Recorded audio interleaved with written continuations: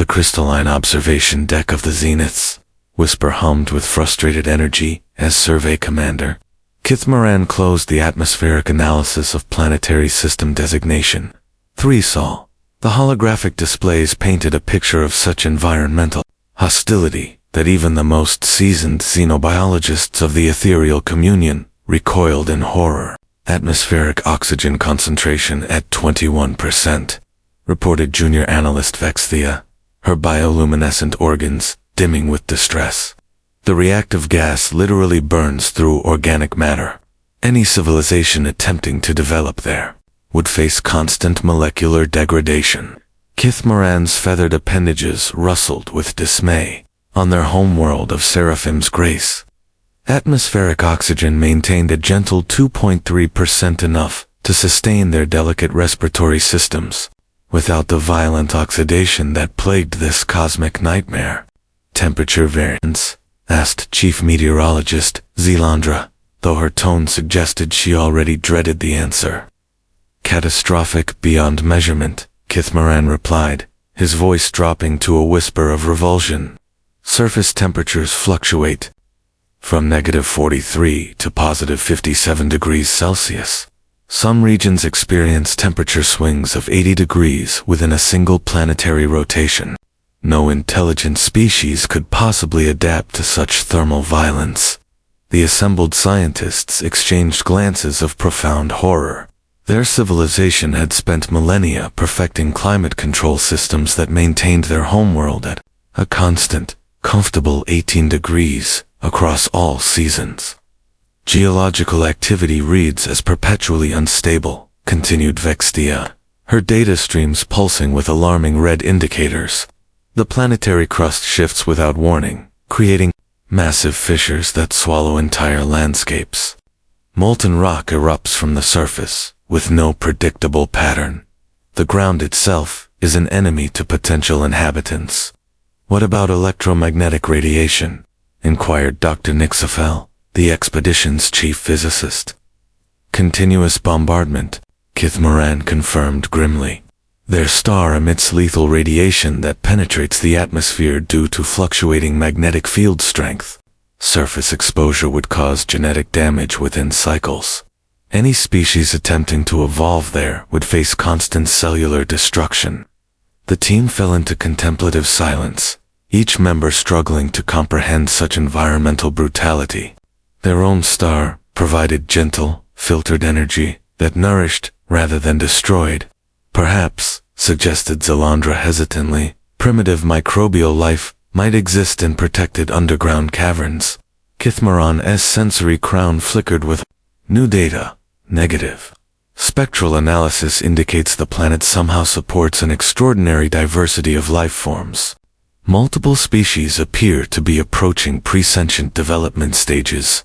However, none have progressed beyond the most rudimentary tool usage. Mark it as classification Omega, ordered Dr. Nixafel, permanently unsuitable for any form of advanced civilization. The environmental conditions create an evolutionary dead end.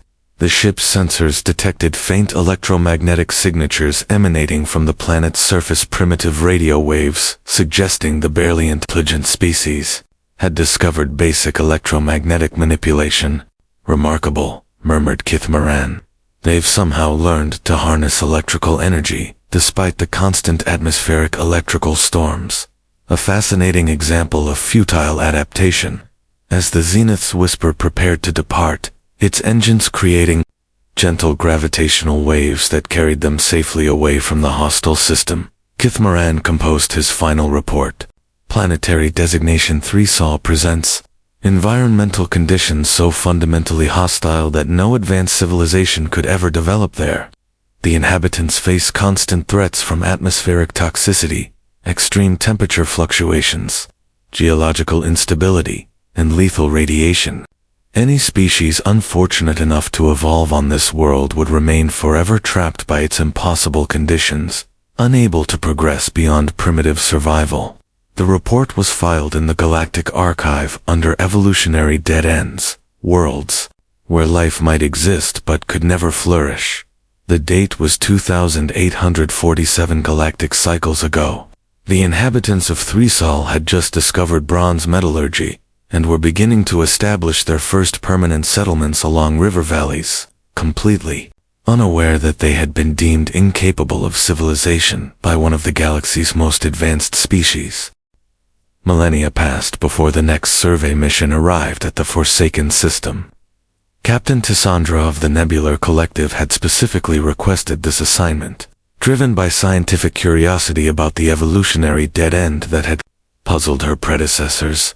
Initial scans confirmed the planet remains as environmentally hostile as previous reports indicated, announced her navigator, Keftaris, his crystal matrix brain processing the incoming data with visible unease. If anything, atmospheric toxicity has increased due to some form of biological contamination. Tissandra studied the readings with growing fascination rather than revulsion. Yet biological signatures have exploded across the entire planetary surface. Not just simple organisms, complex life forms occupying every environmental niche. Her xenobiology specialist, Dr. Morthalin, manipulated the holographic displays with delicate tentacle fingers. Captain, these readings violate every principle of evolutionary biology. The carbon-based organisms are not merely surviving. They're flourishing in conditions that would cause cellular collapse in any known species. Display the dominant life forms, Tissandra commanded. The screen revealed bipedal creatures distributed across the planet's surface in staggering numbers. Unlike the elegant, streamlined forms of galactic civilization, these beings possessed compact, muscular bodies that appeared specifically designed for hostile environment survival.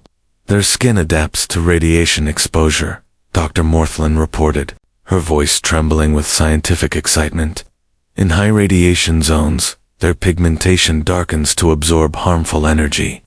In low radiation areas, it lightens to maximize beneficial absorption. This is real-time biological adaptation. Impossible, breathed Keftaris. No known species can alter their fundamental biological structure within a single generation. The display shifted to show groups of the creatures traversing vast, frozen wastelands where temperatures dropped to -40 degrees. Rather than succumbing to the cold, they had wrapped themselves in the fur of other creatures and built shelters from frozen water itself. They're weaponizing their environment, Tissandra observed with growing amazement. They've learned to harness the very forces that should destroy them. Dr. Morthalin's appendages quivered as she processed the behavioral data. Captain, they're not just using tools, they're creating tools from the most hostile materials on their planet. They're forging metals at temperatures that would vaporize most organic matter. The scenes that followed challenged every assumption about environmental adaptation. The bipedal species had somehow domesticated other life forms that should have been their natural predators. Massive quadrupeds carried their burdens, while aerial creatures provided them with sustenance. They've established symbiotic relationships with their planet's entire ecosystem, Dr. Morthalin whispered. Instead of being consumed by their environment, they've made it serve their needs. Their social structures, Keftaris added, studying the settlement patterns. They're not just surviving in isolated groups, they're creating vast, interconnected communities that span continents. The display revealed complex trade networks connecting settlements across diverse, hostile environments. Desert dwellers exchanged resources with mountain inhabitants, while coastal communities shared knowledge with forest tribes. There in every environment, Tissandra marveled. Arctic regions, volcanic zones, high-altitude mountains, where atmospheric pressure should crush their organs, and even aquatic environments where they've learned to extract oxygen from water. But the most shocking discovery came when they observed the creature's response to natural disasters. Instead of fleeing or perishing during seismic events, they rebuilt their settlements using improved techniques, actually growing stronger and more resilient with each catastrophe. They're learning from environmental hostility, Dr. Morthalin reported, her voice barely audible. Every challenge makes them more adaptable. They're using their planet's attempts to kill them as educational opportunities. The survey team watched in stunned silence as the creatures not only survived a massive volcanic eruption, but actually seemed to study it, documenting its patterns and harvesting materials from the lava flows. Captain Kefteris said slowly, "Our predecessors made a fundamental error. This isn't an evolutionary dead end, it's an evolutionary accelerator. Their hostile environment is forging them into something unprecedented." Cassandra nodded grimly. They're not trapped by their world's hostility. They're being perfected by it. As their ship prepared to depart, the final sensor readings detected something that sent chills through the survey team. The creatures had begun working with their planet's most dangerous elements, actually seeking out and utilizing the environmental hazards that had convinced previous surveys the world was uninhabitable. They're not just surviving, Cassandra logged in her final report. They're conquering impossibility itself. If this evolutionary trajectory continues, they may develop capabilities that dwarf anything in our galactic databases. The date was 847 galactic cycles ago. The inhabitants of 3 Sol had just entered their Iron Age and were beginning to establish complex civilizations across multiple continents. The 3rd survey mission arrived at 3 Sol with the full authority of the Galactic Science Consortium, led by Fleet Admiral Rex Volin of the Transcendent Order. The previous reports had been dismissed as sensor malfunctions or observer bias, but the consortium's most brilliant minds demanded irrefutable verification. Admiral, called Chief Science Officer, Luximera, her plasma-based consciousness flickering with patterns of excitement and terror. The electromagnetic signatures from the planet have changed completely. They're no longer natural phenomena. The primary display activated, revealing 3 Sol in unprecedented detail. What they witnessed defied every established law of evolutionary development the consortium had refined over millions of years. The bipedal creatures are generating electromagnetic fields deliberately, Luximera reported, her energy patterns destabilizing with shock. They're harnessing their planet's electrical storms and converting them into controlled energy sources. Fleet Admiral Rex Volin's crystalline form resonated with disbelief. Impossible. The energy requirements for electromagnetic manipulation would exceed the biological capacity of any organic species. They're not using biological systems, interrupted Dr. Quixthera, the fleet's xenotechnology specialist. They've created artificial constructs that channel their planet's hostile electrical activity. They're turning their world's own weapons against it. The display zoomed in on sprawling settlements connected by vast networks of metallic conductors. The creatures had somehow learned to capture and redirect the very lightning storms that had convinced previous surveys the planet was uninhabitable. They're illuminating entire regions, observed Navigation Officer Plexarian, his sensory organs struggling to process the implications. During their world's darkness periods, they create artificial daylight using captured electrical energy. But the revelation that sent shockwaves through the survey fleet came when they observed the creatures' transportation systems, instead of the harmonious low-energy movement systems used by all civilized species. These beings had created mechanical constructs that operated through controlled explosions. They're harnessing sequential detonations, Dr. Quixthera whispered, her analytical matrices barely able to process the data. Inside enclosed chambers, they're deliberately triggering chemical explosions and using the violent energy release to propel themselves across their planet's surface.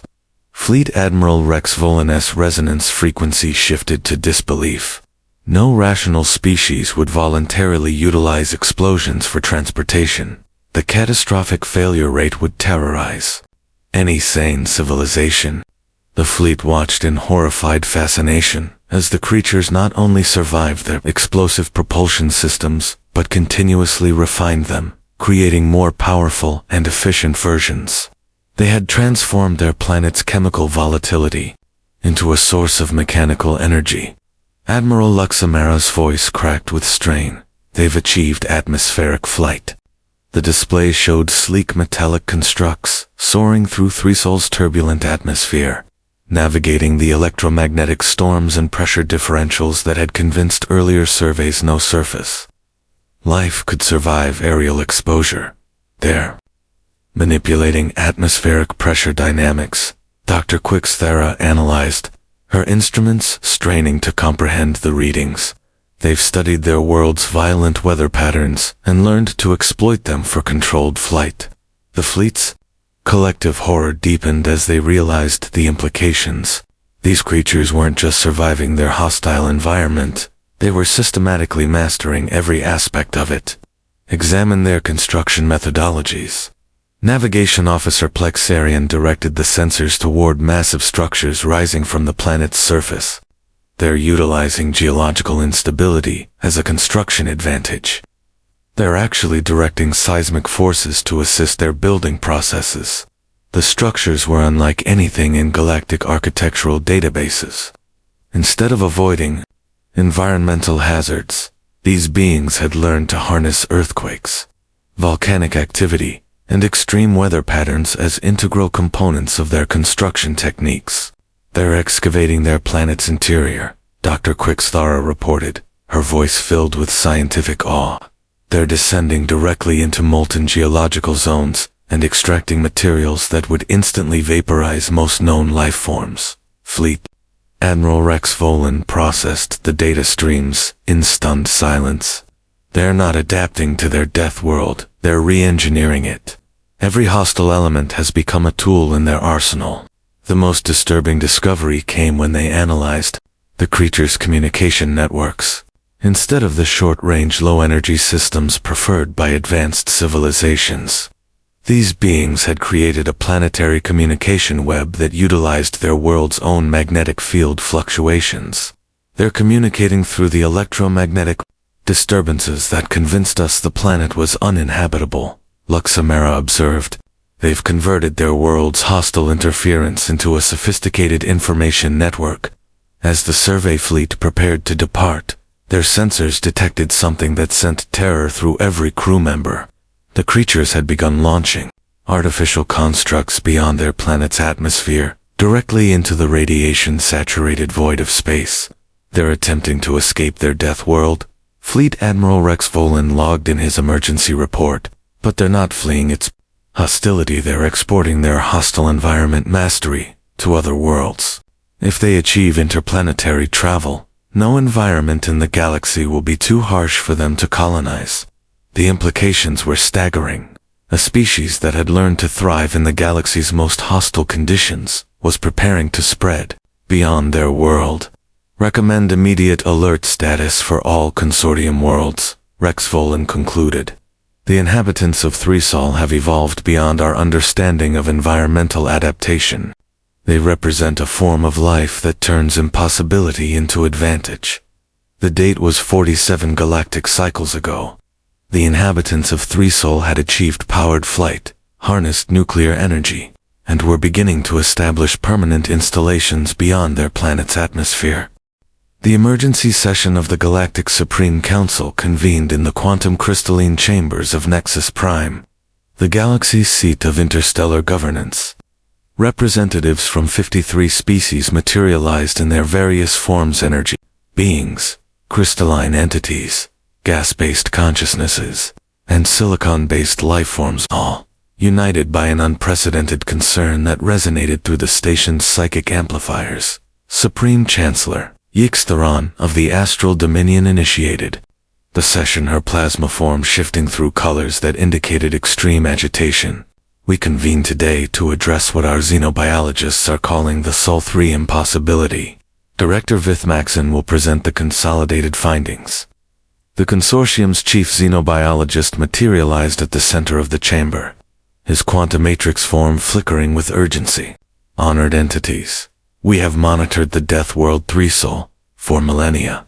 What we have discovered threatens the fundamental principles upon which galactic civilization is built.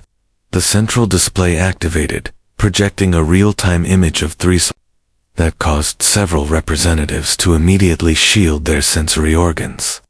The planet appeared to be dying, its atmosphere choked with industrial compounds, its surface carved by massive excavations, and its oceans contaminated with chemical runoff. The planet is in apparent ecological collapse, observed Ambassador Nethiara of the Harmony Collective. Surely the inhabitants face imminent extinction. That assumption, Vithmaxon replied grimly, represents our greatest miscalculation. Their population has increased to over 8 billion individuals. They now represent one of the most numerous single-species civilizations in our galactic databases. A wave of psychic shock rippled through the chamber. No species had ever achieved such massive population density, while maintaining technological advancement and social stability. How is this possible? Demanded General Crixmorton of the Warrior Synthesis. Our evolutionary models demonstrate that high population density inevitably leads to resource depletion and civilizational collapse. The three sole inhabitants they designate, themselves as humans, have developed a completely unprecedented relationship with resource management, Vithmaxon explained. Instead of achieving equilibrium with their environment, they actively reshape it to meet their expanding needs. The display showed megacities spanning entire continental regions, connected by transportation networks that moved millions of humans daily. The scale of their civilization exceeded anything in galactic records. They've covered significant portions of their planet with artificial structures, noted Dr. Trillandix of the Ecological Preservation Institute. This level of environmental modification should have triggered planetary systems collapse within cycles. It nearly did, Vithmaxon confirmed. Multiple times. But instead of reducing their impact, they developed technologies to manage and reverse environmental damage. They've learned to recycle their waste products, purify contaminated resources, and even restore damaged ecosystems. The assembled representatives watched in horrified fascination as the display showed humans literally relocating mountains, redirecting rivers, and modifying their planet's atmospheric composition to suit their requirements.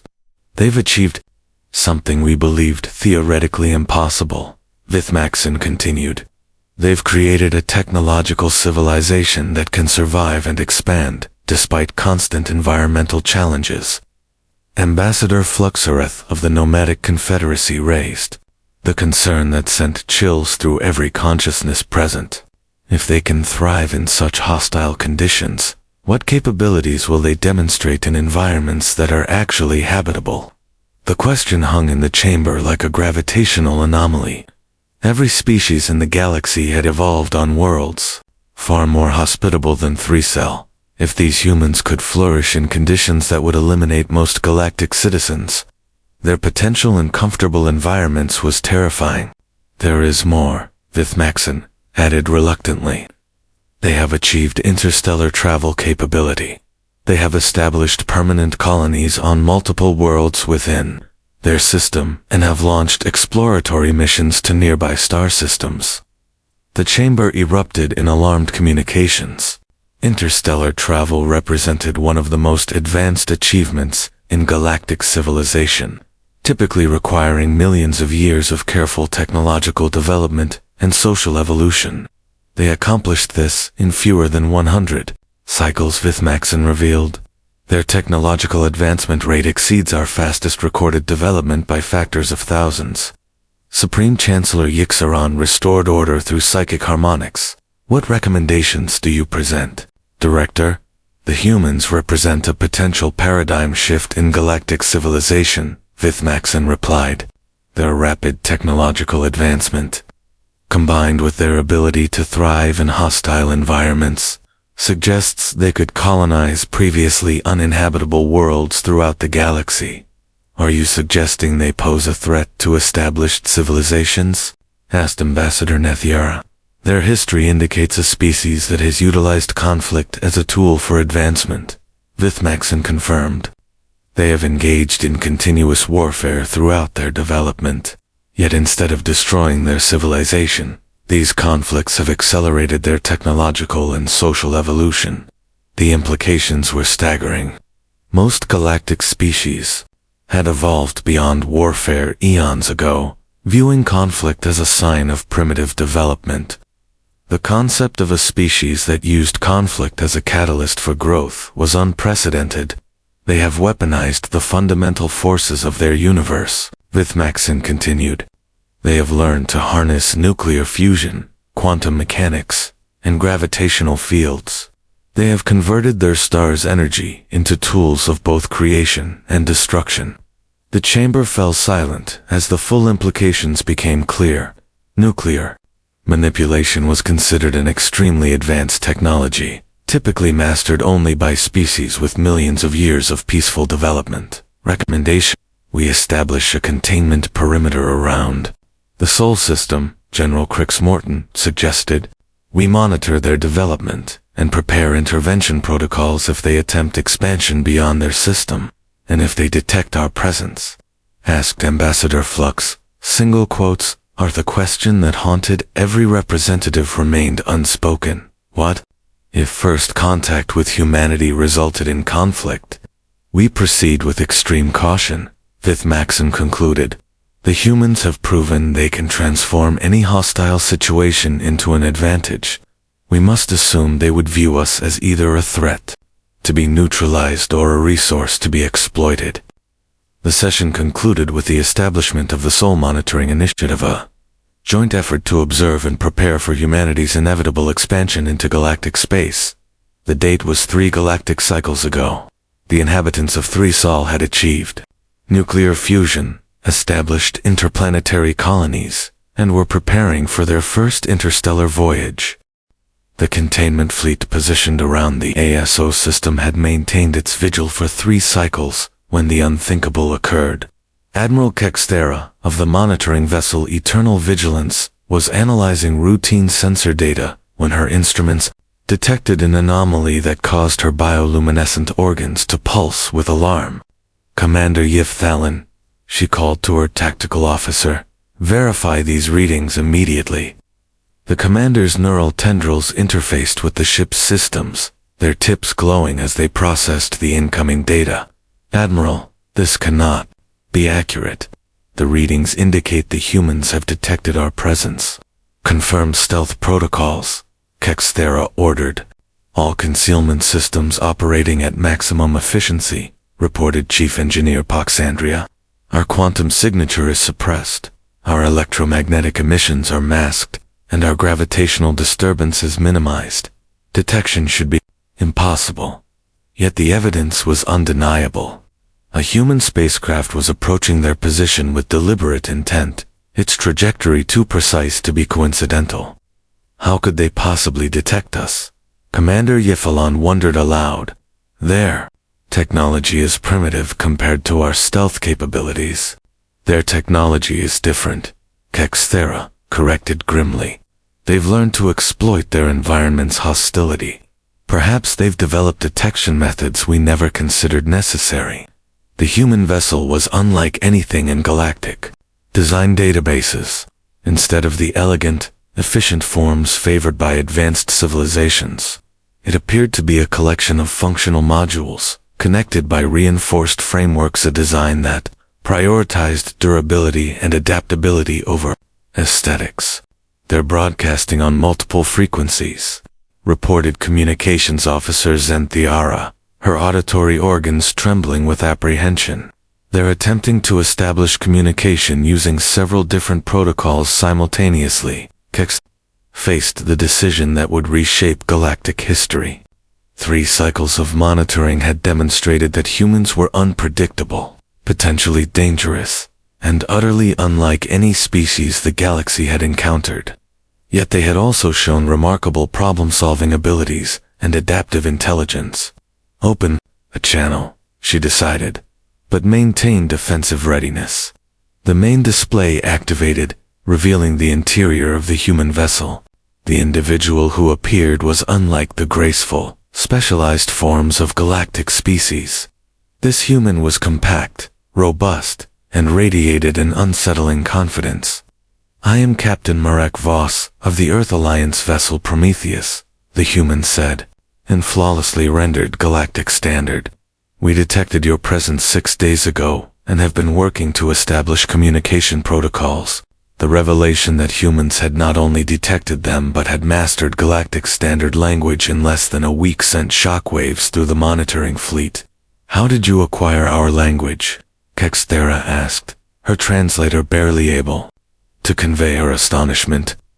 "We intercepted your communication signals," Captain Voss replied matter-of-factly. "Our AI systems analyzed the linguistic patterns, mathematical structures, and cultural contexts. Your language is remarkably efficient, much more streamlined than our terrestrial languages." The casual mention of artificial intelligence and technology most galactic species had abandoned due to its unpredictability further confirmed humanity's dangerous nature. "You have been observing our species," Voss continued. "We've identified 23 monitoring stations throughout our system. We're curious about your intentions." Kexthera realized their supposedly superior surveillance network had been completely transparent to human detection capabilities. "We are representatives of the Galactic Supreme Council. We have been ... studying your species' development." "Studying," Voss repeated, his expression indicating he understood the implications. "And what conclusions have you reached?" The question bridged two fundamentally different approaches to existence. How could Kexthera explain that the galaxy's most advanced civilizations considered humanity a potential existential threat? "Your species has achieved remarkable technological advancement," she said carefully. "Your ability to thrive in hostile environments is unprecedented in our experience." "Hostile environments?" Voss appeared genuinely puzzled. "Earth isn't hostile. It's challenging, but challenges create strength. We've learned to work with our environment rather than against it." The fundamental difference in perspective was staggering. What the galaxy viewed as a death world, humans regarded as a teacher, an ally. "We understand you have achieved interstellar travel capability," Kexthera continued. "We have colonies throughout the Sol system, research stations on 12 moons, and mining operations in 3 asteroid belts," Voss confirmed. "We're preparing expeditions to Proxima Centauri, Wolf 359, and Barnard's Star within the next 5 years. The casual mention of multiple interstellar colonization plans sent another wave of alarm through the monitoring fleet. Most species required centuries to plan a single interstellar expedition. Your rapid technological advancement has concerned some members of the galactic community, Kexthera admitted. Voss studied her with penetrating intensity. "You're afraid of us?" "We are cautious," Kexthera corrected. "Because we adapted to Earth's challenges instead of being limited by them," Voss continued. "Because we use adversity as a catalyst for growth rather than an obstacle to overcome. Because we see problems as opportunities for innovation rather than barriers to progress." His analysis was uncomfortably accurate. "We're not interested in conquest," Voss said. "We're interested in exploration, discovery, and understanding. We want to learn what's possible when different forms of intelligence collaborate. And if that collaboration is refused?" Kexthera asked. Voss's expression remained neutral, but his words carried quiet determination. "Then we'll continue exploring. Independently. The universe is vast and full of wonders. We've learned that survival depends on adaptation, not permission." The conversation continued for hours, with Kexthera becoming increasingly convinced that humanity represented something unprecedented in galactic history, a species that had learned to thrive on challenges rather than despite them, as the human vessel departed. Captain Voss's final words echoed through the fleet. "The galaxy is large enough for all of us. We hope to explore it together, but we'll explore it regardless." The date was yesterday. The inhabitants of Thrizal had just made first contact with galactic civilization, and the universe would never be the same. The Great Assembly of Nexus Prime had witnessed countless historic moments across millions of years, but nothing had prepared it for this day. The vast chamber hummed with unprecedented tension as representatives from across the galaxy gathered. to witness humanity's first formal address to galactic civilization. At the center of the crystalline amphitheater stood an impossible sight, a human delegation. Calm and composed, despite being surrounded by species that had debated their fate for cycles. Supreme Chancellor Yixtaron struggled to maintain psychic harmony as agitated communications rippled through the assembled consciousness. The assembly recognizes Captain Merrick Voss of the Earth Alliance. Voss stepped forward, his compact form dwarfed by the towering entities around him, yet somehow commanding attention through sheer presence. Honored representatives, we stand before you, not as petitioners seeking permission, but as partners, offering to share the greatest adventure the galaxy has ever known. The chamber fell silent, not from respect, but from shock at the humans' audacity. For millions of years, you have avoided the challenging regions of space, Voss continued. Worlds with extreme radiation, volatile atmospheres, unstable geology, or hostile environmental conditions have been classified as uninhabitable. But what if those death worlds represent the galaxy's greatest untapped potential? General Kriegsmorton of the Warrior Synthesis bristled with indignation. Those environments are lethal. No rational species would attempt to colonize them. No rational species has needed to, Voss replied calmly. You evolved on gentle worlds that supported your development, but we learned something. You haven't. Adversity breeds innovation, and innovation creates possibilities you never imagined.